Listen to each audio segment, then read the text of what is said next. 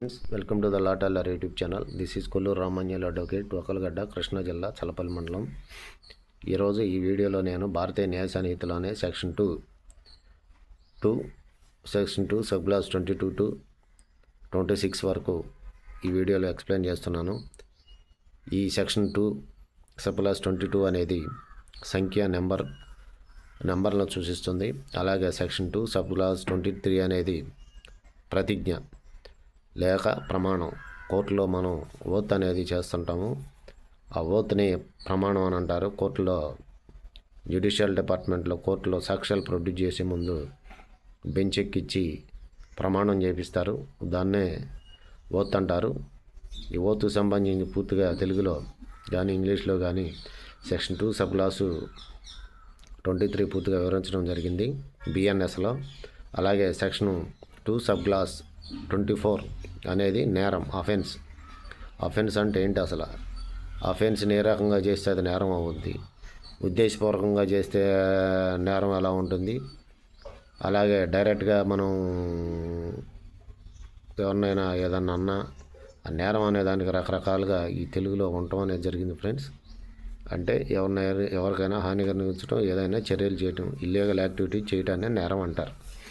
So friends, ఇక section 2 sub class 25 అనేది రీపీల్స్ and తొలగింపుకు సంబంధించింది.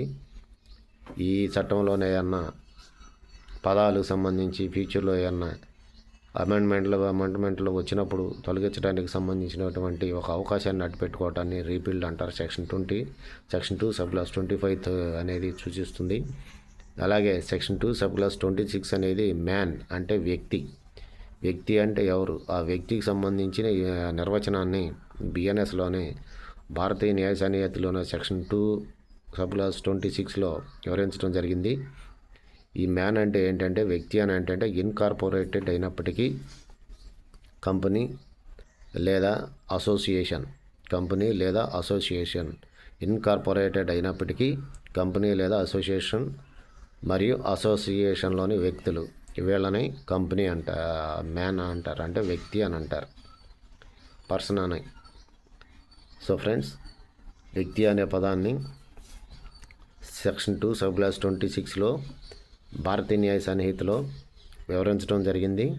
ఈ భారతీయ న్యాయ సంహితలోనే ఈ యొక్క వ్యక్తి అనే పదానికి ఇన్కార్పొరేటెడ్ అయినప్పటికీ కంపెనీ లేదా అసోసియేషన్ మరియు అసోసియేషన్లోని వ్యక్తులు. So friends, please subscribe my channel. మరో వీడియోతో మళ్ళీ కలుస్తాను friends. Until then, bye friends.